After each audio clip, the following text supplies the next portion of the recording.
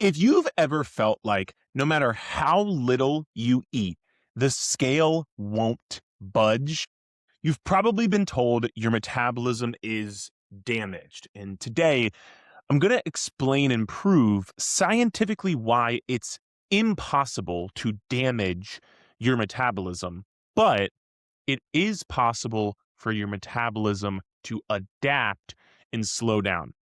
I'm going to walk you through exactly why your body fights fat loss and why your metabolism slows down, but also why that's necessary to get you lean. And make sure you stay until the end because I'm going to answer the question I get quite often, which is how often should I be lowering my calories and adjusting my calories in a calorie deficit?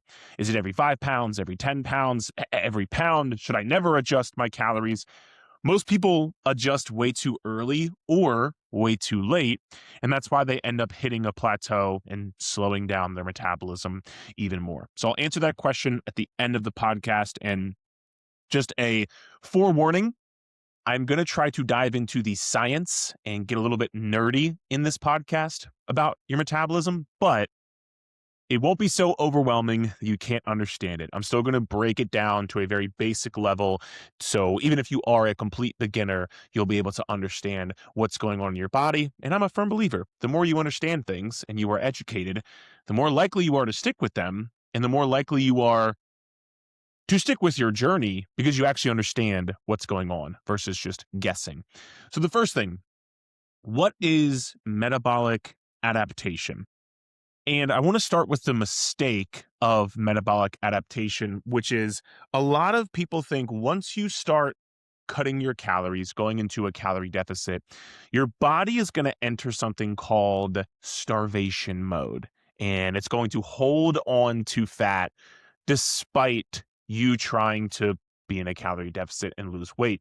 And this is, the example I wrote down here was this is the client who cuts their calories by 500, loses weight for a couple of weeks, and then stops losing weight and immediately thinks, oh, that's it. My metabolism has slowed down. I can't lose any more weight. I have to now increase my calories to make sure I increase my metabolism again. But that just gets you in a vicious cycle of you lose a bit, you gain a bit. You lose a bit, you gain a bit. And you never actually lose weight. Another part of this, I see a lot of, I'm just going to call it how it is, inexperienced coaches who will make their clients go through like a 6-month reverse diet where they're trying to get their metabolism back up when they're 50 pounds overweight. Like, it makes no sense. That's not true. And if you're somebody out there and somebody has told you that or they're advising you on that, if you have a lot of body fat that you need to lose, now I'm not talking like maybe 5 pounds, 10 pounds, that's one thing. But if you have 30, 40, 50 plus pounds you need to lose, you do not need to go into a reverse diet. You are eating too many calories and you need to eat less calories. And if somebody's telling you otherwise, with all due respect, they don't know what they are talking about. So that's just a side note. But I want to dive into a bit of the science behind, although your metabolism doesn't automatically go into starvation mode and automatically slow down, I do want to dive into the science behind why this metabolic adaptation occurs and what happens in your body. And right before we get into the science, hopefully you're hearing me say metabolic adaptation.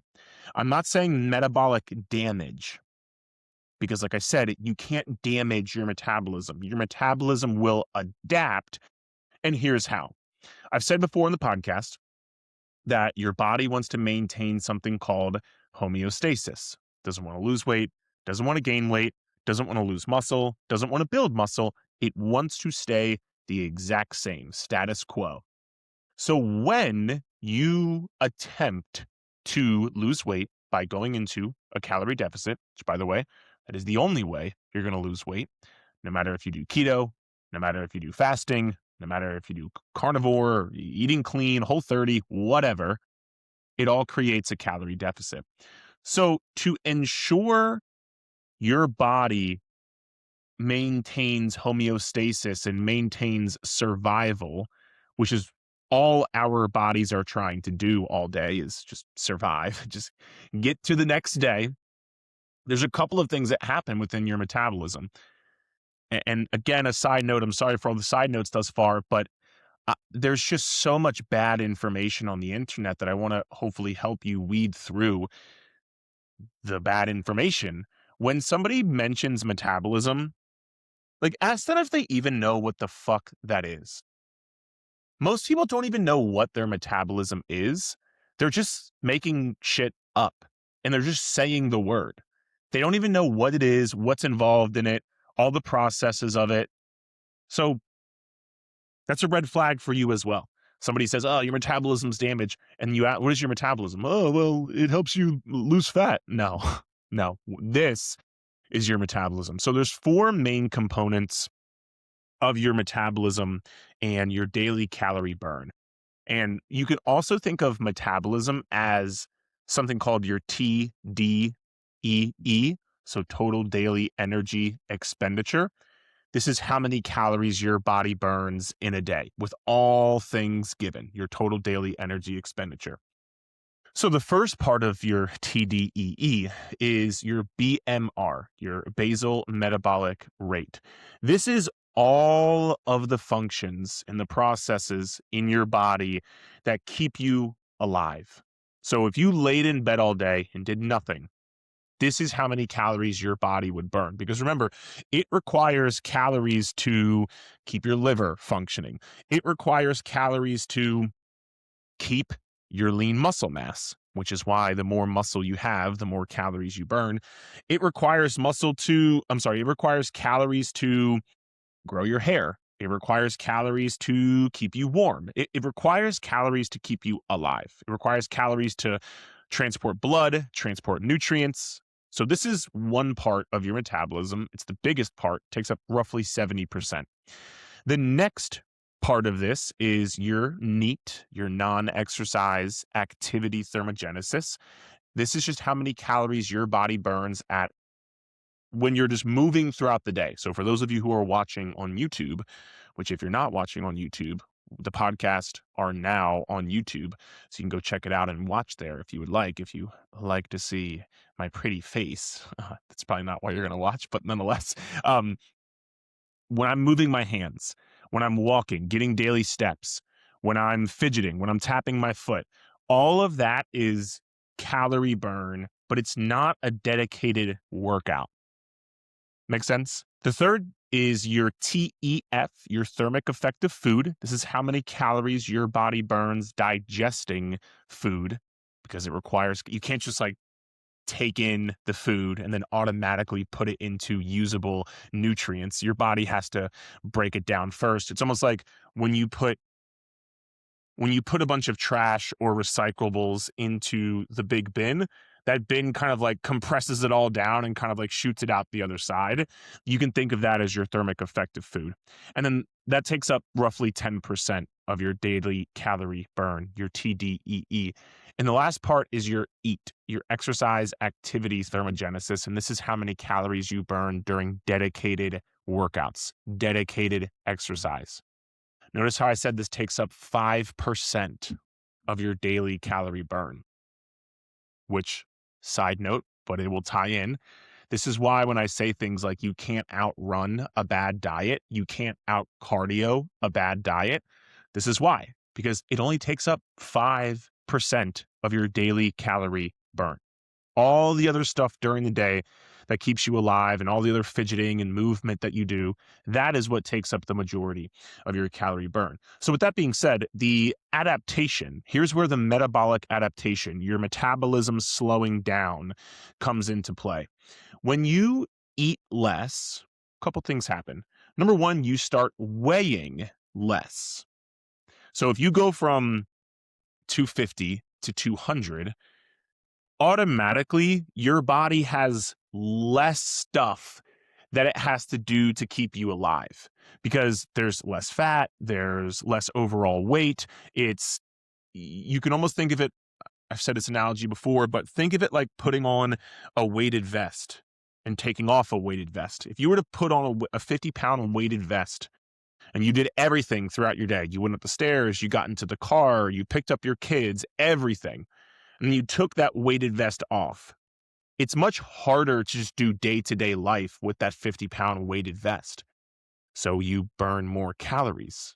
But when you take the weighted vest off, it's not as hard, so you burn less calories. So your BMR will decrease. And again, this is normal. You want this to happen because that would mean you would have lost 50 pounds. So, so do you want a higher metabolism or do you want to lose 50 pounds? And this is the part that I don't hear anybody else talk about, which is why you're listening to this podcast and you get to hear this. So that's number one. Number two, you digest less food. Because when you were eating 4,000 calories a day and you were 70 pounds overweight, you were technically eating more food and your body had to burn more calories to digest that food. Now, you weren't burning enough calories because you were still eating more than you were burning. But if you were to go back and look, let's say your TDEE, your daily calorie burn, was 3,200 calories per day, but you were eating 4,000 calories per day. Then you go into a calorie deficit, start to lose some weight. Now, let's just say you're eating 2,500 calories per day and your maintenance calories, your TDEE, your daily calorie burn is 2,800 calories per day. Technically, someone would look at that and say, your metabolism slowed down. Yeah, it did. And that's not a bad thing. You want that to happen if you are losing weight, if you're trying to lose weight. So that's number two. But one of the last things, and probably the most impactful and the most, I was going to say beneficial. That's not the right word. Impactful is the right word.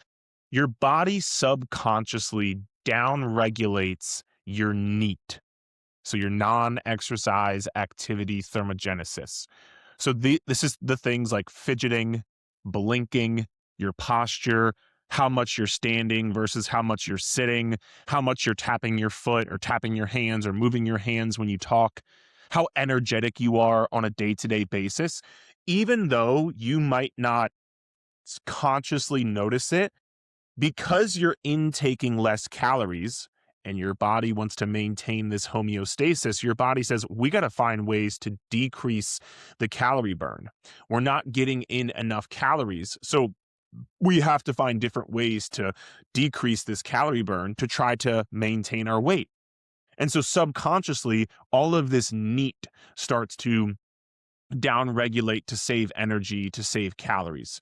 And again, you can think of this like the eco mode on your car. I've used this analogy before, but think of your body like a high performance car. And you can think of it like my Lamborghini.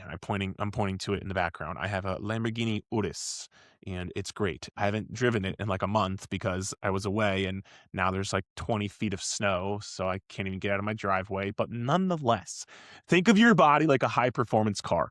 When you have a full tank of gas, plenty of calories, and you have a V8 engine, you're driving fast, you're blasting the AC, you're revving the engine, and I can assure you, in my Lamborghini, that thing takes a lot of gas, especially in sport mode. But that's because there's a lot of gas and it's a high-powered car. But when the low fuel light comes on, aka you're in a calorie deficit, the car doesn't stop working. Instead, the computer system switches it to eco mode. It turns off the AC or doesn't blast the AC as much. It dims the dashboard lights a bit. It makes the fuel burn more efficiently and doesn't burn as much fuel. The car isn't broken or damaged. It's actually brilliant. It's making sure you don't burn as much so that you can refuel it later on. So it's down regulating everything because of the lower intake, the lower fuel. That's exactly what your body is doing when you're going into a calorie deficit. It's smart, and that's what is the adaptation purpose of it.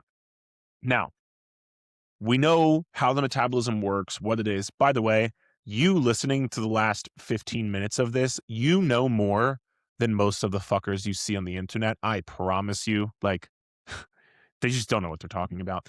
But now that we know what it is and what's going on with it, I'm going to talk a bit more about why it's required to lose fat, why it's a necessity, why it's a good thing that your metabolism is slowing down. And right before we do that, I just want to give a quick shout out to my business and what we do every single day, which is our online coaching. So we have a couple different options for our online coaching program. We have our higher touch, one-on-one personalized coaching.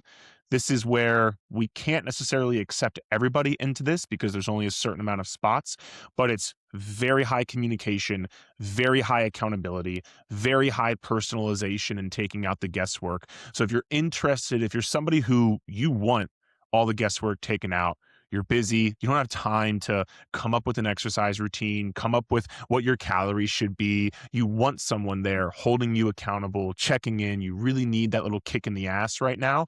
You can check out our one-on-one coaching. Click the link in the show notes of the podcast, or we do have a more budget-friendly group coaching option, which is called my Clubhouse. So in the Clubhouse, you'll still get workouts, you'll still get nutrition guidelines, but you'll get more of our group community and you'll get more group access to my coaches and our team to be able to ask questions and concerns. So whichever one you think will be best for you. If you like the nice shit, that's kind of how I roll.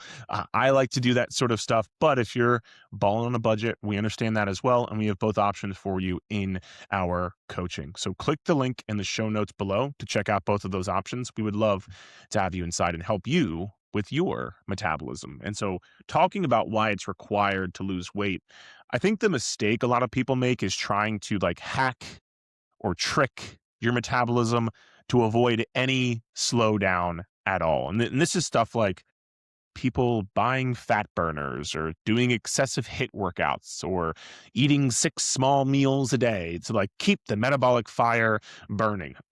But meanwhile, you're still eating very little calories and you're still getting a down regulation effect with your metabolism. So the laws of thermodynamics prove you cannot lose mass, lose weight without an energy imbalance.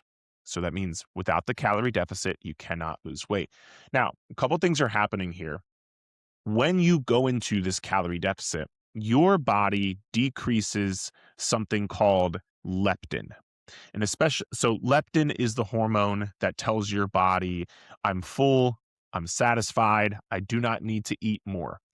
As your fat cells shrink, your leptin levels typically drop. So when these leptin levels drop, this signals to your, again, fancy word, hypothalamus, just part of your brain, to downregulate your thyroid output and reproductive hormones. This is why some people, myself included, when I got really lean back in February of last year in 2025, I started to notice a big downregulation in my energy, my calorie burn, my libido, because my body was really getting rid of the last 5 to 10 pounds of body fat. And my thyroid was down regulating, which when you have a slower thyroid, you have less overall calorie burn, you have less energy. This will then dive into like less sex drive, less libido. Women will start to lose their periods as well. So these things start to happen, which again, that goes into what we talked about earlier, where now all of the functions of your metabolism are starting to get a bit down regulated because of what we just talked about. And I think that being said, the truth that I'm going to get across to you is adaptation is the biological cost of fat loss. If your metabolism didn't slow down, you would actually eventually waste away and die because you'd be losing weight and losing energy at a rate that is too quick that you would end up dying. And that's why your body slows everything down, because it doesn't want that to happen. Again, our bodies are meant to keep us alive. This isn't starvation mode. This is just adjusting so you stay alive. Like, it really is that simple. And the slowdown is proof that your deficit is actually working.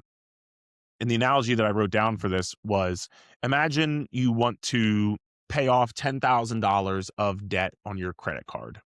You can think of the $10,000 of debt like your body fat.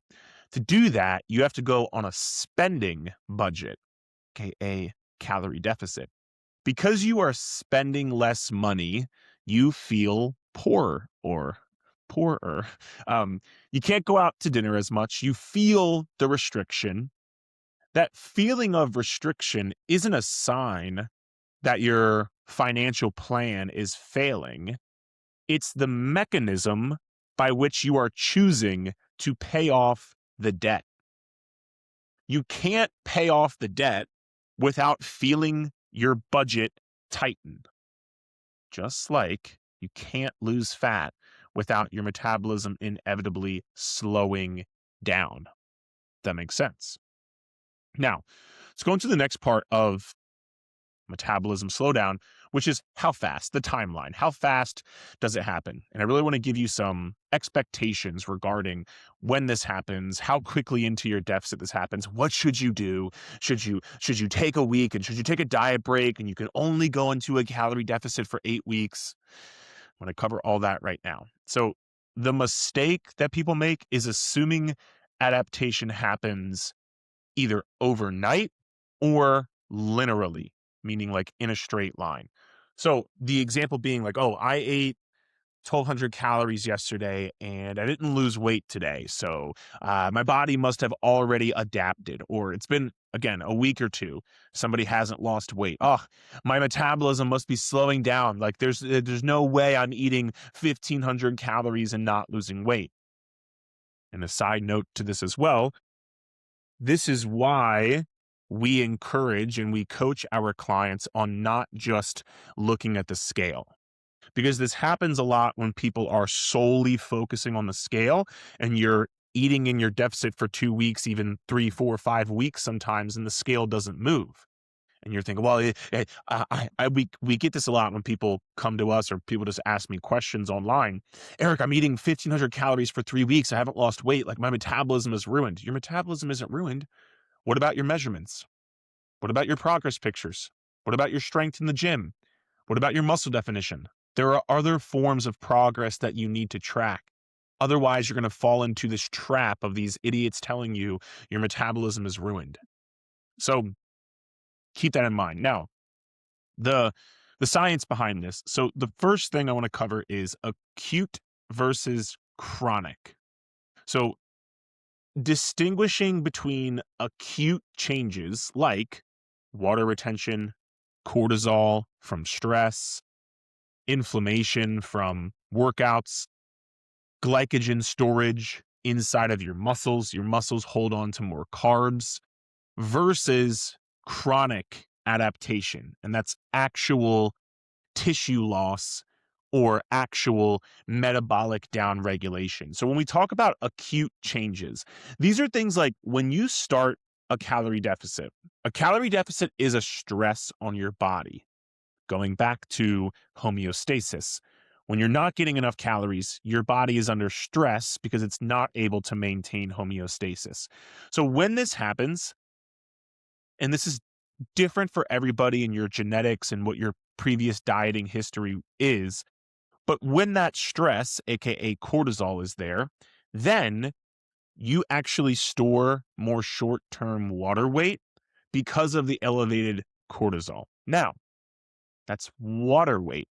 That doesn't mean if you're in the calorie deficit that you're not losing fat. In fact, you are absolutely losing a pound of fat per week if you're in a 500 calorie deficit, for example. You're just not seeing it on the scale yet because of the heightened cortisol and water weight. Or another example, A lot of our clients who start coaching with us don't always come from following a proper strength training program. A lot of them are doing HIIT workouts. They're just kind of piecing things together in their workouts. They're doing Beachbody, Orange Theory. So when we get them into a proper strength training program, they're going to have more inflammation from the strength training sessions. When this inflammation is apparent, inflammation also stores more water and nutrients in the muscles because it needs them there to be able to recover.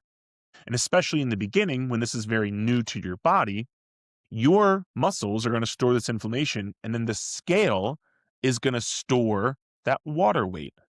Once again, you can be in your calorie deficit and not see the number on the scale go down due to both the water weight from stress and the water weight from inflammation in your muscles. So now you might be 1, 2, 3, 4 weeks in, and you've lost fat this entire time, but the scale hasn't changed. Your metabolism isn't fucking broken. You just don't understand the science of your body. Or another great example, along the same lines of when we get clients on a proper strength training program, your muscles are now working harder and they're like, man, we're under stress. We need to be able to have the energy to deal with this stress if it's called upon again. So what does it do? It takes carbs and water and it stores them in your muscles, because now your muscles need this extra energy for the weightlifting sessions that you're doing. But when your muscles are storing water and carbs, you will be storing short-term water weight on the scale. And again, you combine the carbs from the water, the water from the carbs, the water from the inflammation, the water from the stress. This is how you can go 4, 5, 6 weeks sometimes without losing any weight on the scale. But if you were actually in a calorie deficit the entire time, this is then what the whoosh effect happens, where you'll go those 4 weeks and then on the 5th week, you'll drop 6 pounds. Because the entire 4 weeks, you were losing fat. It just wasn't showing on the scale because of the water weight. So when you drop the water weight and you now drop the fat weight, which you've been dropping the entire time, this is how you would lose 6 pounds in a week and then keep it off forever. So meaningful metabolic adaptation does not happen in the first 1, 2, 3, 4, 5. I would say in the first 4 to 8 weeks, depending on the person, depending on your metabolism and your genetics. It also correlates with the percentage of body weight lost. Because if you are somebody who has lost, 5 pounds and maybe you want to lose 20 pounds, that is a bigger percentage of body weight lost than somebody who's lost 5 pounds who needs to lose 100 pounds, for example. Does that make sense?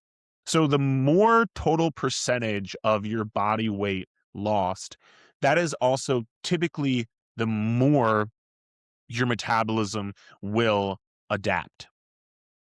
So again, I already used this analogy, but the 50-pound weighted vest, we can use that as the example. If you are wearing that every day and then a week later, it's a 49-pound weighted vest, would you really notice any difference? No. And then the next week, it's a 48-pound weighted vest. Would it feel any easier? Probably not. But let's say you keep taking away a pound each week, and then the weighted vest is only 40 pounds, and then it's only 30 pounds, and then it's only 20 pounds. Now, would you start to notice it's gotten easier to go through your day-to-day life? Probably. And that's when you would notice a change in your metabolism. When you start to lose a higher percentage of your total body weight or total weight you have to lose, that is when your metabolism would slow down. And for those of you on YouTube, I'm using the air quotations because now it's easier to move your body and do day-to-day tasks, and your body stops burning as many calories to do the movements. Your metabolism didn't break. It's just different. And you don't need a higher metabolism to maintain a lower body weight. This goes back to the question I asked you earlier in the podcast. Would you rather have a higher metabolism and weigh 300 pounds, or would you rather have a slower metabolism but weigh whatever number you want to weigh, 170 or whatever it is?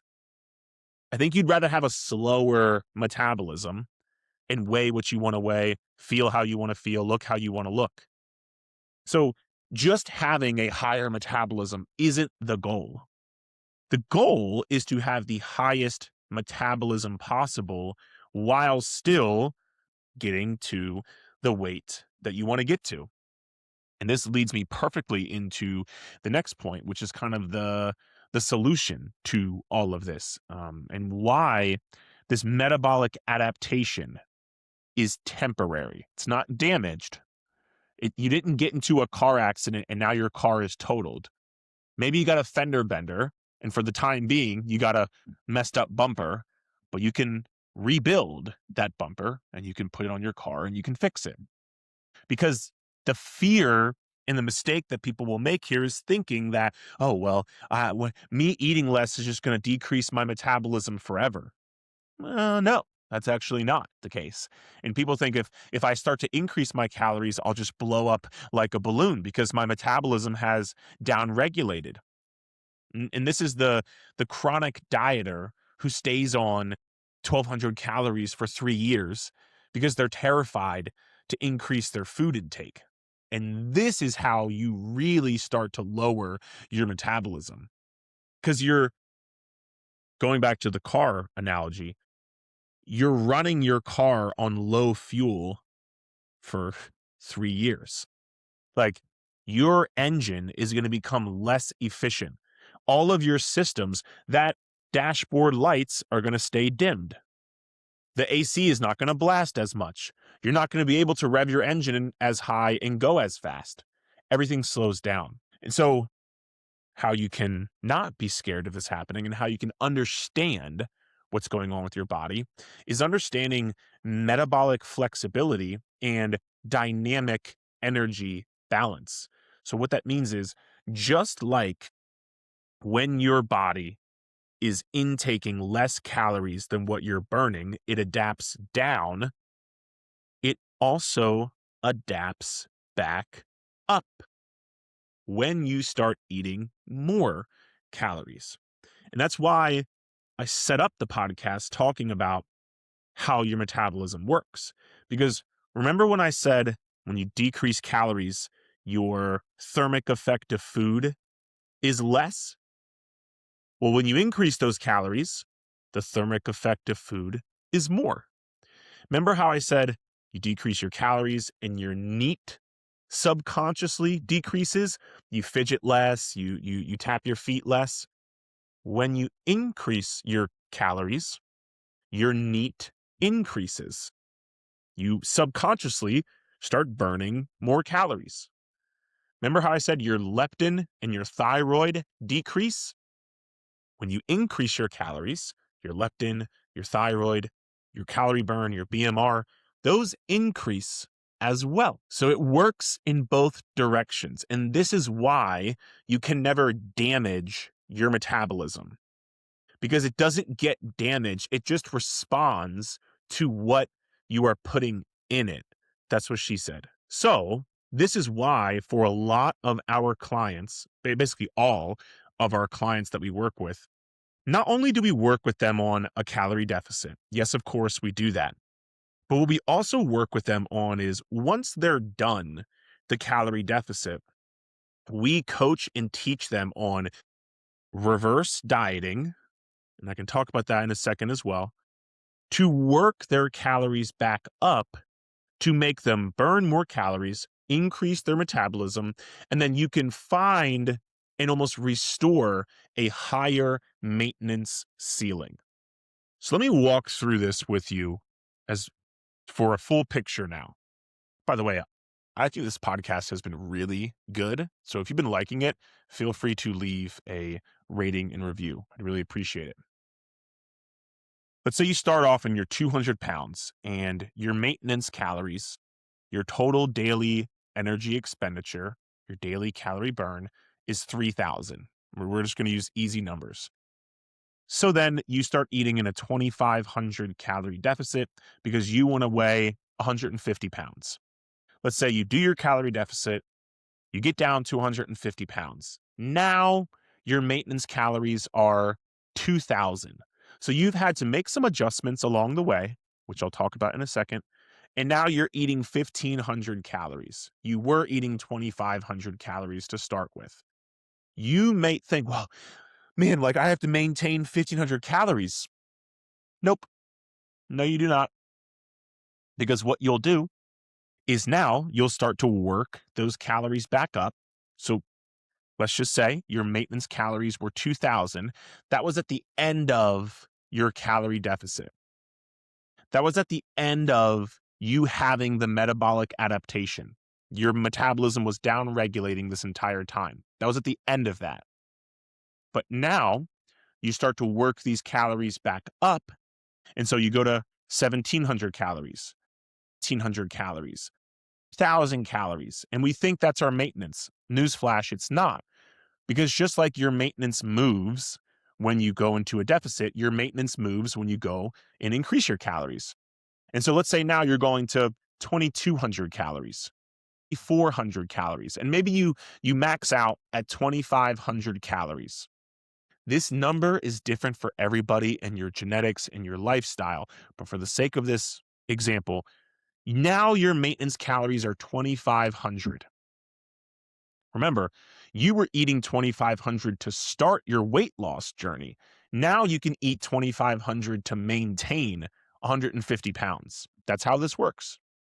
Now, again, the number and the degree of which you increase your maintenance calories is different for everybody. But I can tell you from coaching tens of thousands of people, typically when somebody ends their calorie deficit with us, we can increase their calories by somewhere between 600 and 1,200 and have them still maintain their weight. It's pretty crazy. But I hope this shows you, for all of you out there who think like, oh, I'm going to have to maintain 1,500 calories to maintain my weight. Absolutely not. In a wrong way, maybe that's what you'll try to do, but not the right way. Not when you know how to manipulate and adjust your calorie intake and your calorie burn and your metabolism. And this is the beauty of understanding how your body works. This is just like a thermostat. Your metabolism is not a static number. It's a thermostat. In the winter, aka a diet, the house gets cold. If you turn the heat up, aka add food, the house warms up. You didn't like break the furnace. You just had the dial turned down. Once you turn the dial back up, the system responds, heat returns, and energy is restored. That's what happens with your metabolism. And again, I will just say this. If you're like, wow, this is really insightful stuff, and like I didn't even know any of this, and this guy Eric, I guess, must know what he's talking about, and you want some more personalized help and guidance and accountability on your specific situation, click the link in the show notes of our podcast to apply and join our one-on-one coaching program. That's exactly what we do. Like this sort of stuff, you're not going to get from AI. You're not going to get from random social media videos, even this podcast. I'm giving you everything away for free. I'm giving you all that I know. I'm not holding back any secrets, but even still, I'm talking to one to many. I'm giving general information. If you want one-to-one guidance, one-to-one information, if you want to specifically know what you need to do for your specific situation, that's why we have coaching. So you can click the link in the show notes of the podcast to learn more about our one-on-one coaching. Now, I said earlier, I was going to answer the question of how often should you adjust your calories in a calorie deficit?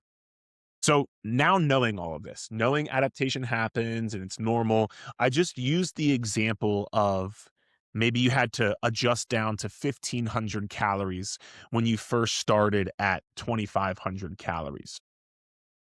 So the answer to the question is don't adjust based on feelings, just based on data. So number one, you need to have at least 14 to 28 days of data before making a change. So that means your daily weigh-ins. And by the way, all this stuff I'm about to tell you, this is the exact thing we do for our clients. So once again, I'm holding nothing back from you. 14 to 28 days of data, daily weigh-ins, measurements every 2 weeks, progress pictures every 4 weeks, and all of your strength training progress. You need to look at all 4 of those things, plus your level of consistency. So I'm going to throw that as number 5. And level of consistency, I mean, is out of the 28 days, how many days did you actually, truthfully, no bullshit, weigh out your food and track your calories? So that's 14 to 28 days of that. And by the way, let's go through this. If your body weight is trending down, maybe you're fluctuating, but if your body weight is trending down, 2 weeks ago, you were fluctuating between 207 and 208, and 2 weeks later, you're fluctuating between 204 and 206. That's progress. So if that's happening, you're not in a plateau. Don't adjust. Or if you're seeing no scale drop, but you took your measurements 2 weeks in and your waist measurement is down a half an inch, you're making progress. Do not adjust. Or there's no scale change and there's no measurement change, but your progress pictures clearly look different side to side. This is why having a coach is really helpful, because they can look at your progress pictures and tell if there's a difference. You're probably just going to be an asshole to yourself. But if your progress pictures are looking different, no need to adjust. Keep going. If you're getting stronger in your workouts and at least one of those previous 3 things is happening, do not adjust. You are not in a plateau. Or number 5, if you have not been at least 90% adherent to the plan, meaning in the past 28 days, if you have not hit your calories at least 25 of those, no need to change anything. You just need to be more adherent to all of that being said, if you go 2 to 4 weeks and you have not lost 0.5% of your total body weight for 2 consecutive weeks, your measurements haven't changed, your progress pictures haven't changed, and you can truly look at yourself in the mirror and say you've been 90+% adherent to the plan, that is when you would either drop your calories by 5 to 10%, depending on where your calories currently are, or you would increase your steps by 2,000 to 4,000 per day, once again, depending on where you currently are, or you would add in 1 to 2 days a week of 15 to 30 minutes of cardio. You would do one of those 3 things. You would not do all 3 of those things, or even 2 of those things. You would do one of those things. And this is where, when we coach our clients, we'll take into consideration their lifestyle. So if we know somebody's super busy and they're not going to have time to do 20 minutes of cardio 2 times a week, we're just going to drop their calories a bit. If we have somebody who they do have some extra time and they like working out and they don't want to eat fewer calories, we won't drop their calories. We will just increase their steps or cardio. Because remember, the calorie deficit comes down to either eating less than you burn or increasing the burn. So that's the adjustment that you would make. And the reason it works so well is because this 14 to 28 day period accounts for the water retention, masking fat loss that we talked about earlier. So it takes it into consideration. And this prevents you from bottoming out your calories too early, because you want to have the minimum effective dose. Think about this. If you slash your calories to 1,200 and you hit a plateau, what the fuck are you going to do from there? You're going to go to 1,100 calories? Or if you put your calories at 1200 and you're doing 5 days a week of cardio, if you hit a plateau, what the fuck are you going to do from there? You're going to do 6 days a week, 7 days a week of cardio, 8 days a week of cardio. You don't want to bottom out on your plan. You want to have the minimum effective dose so that you can do the least, but see the most progress. Because if you do need to make an adjustment along the way, you'll have some wiggle room to do that. And the final thing I'll say here is, unfortunately, I can't tell you what it's going to be for you. For example, we have literally had clients who have lost 100 pounds and we have not changed their calories not one time. And we've had clients who they lose maybe 10 pounds and we have to adjust their calories or adjust their cardio. So a lot of this comes down to your genetics, your lifestyle, where you're currently starting from, your previous dieting history. There's a lot of personalized information and backstory that would go into when these changes would need to be made. I'm giving you the frameworks. But if you don't want the framework and you just want to be told exactly what to do and you don't want to waste any more time and you want to know what you're doing is correct and you want that personalized guidance and feedback and accountability and knowing when to make these adjustments like that so you don't waste time, that's exactly what our one-on-one coaching is for.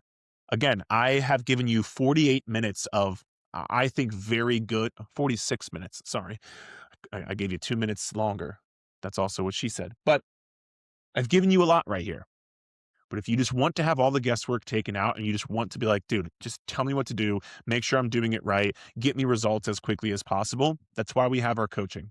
So click the link in the show notes of the podcast. Go to the podcast, go to the episode, go into the show notes. There'll be a link that says work with me one-on-one or one-on-one fat loss coaching, something like that. Click that link there, apply and join one-on-one coaching. This is what we do. I hopefully I've displayed that to you in this podcast today. I can talk like this and I can tell you what to do and I can tell you all the things that come up because I've done this for the last 10 years of my life. So do you want some extra help? You want personalized help? Click the link in the show notes of the podcast. And really hope you guys enjoyed. I've been really enjoying doing these more deep dive episodes, science-based episodes. So if you also enjoy it, let me know. I appreciate you listening, and we will chat next time.